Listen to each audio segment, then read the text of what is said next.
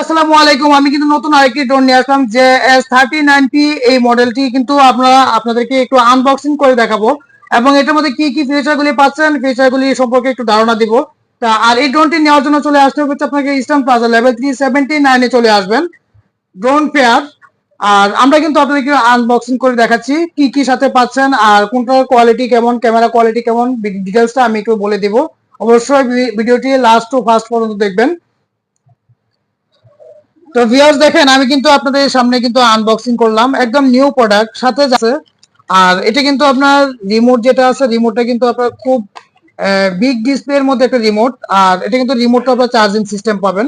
আর camera quality কিন্তু পাবেন হচ্ছে আপনার 1080 এইচডি কোয়ালিটি ক্যামেরা। আর এখানে আপনার চাইলে মেমোরি কার্ড ইউজ করতে পারবেন, মেমোরি কার্ড দেওয়া আছে।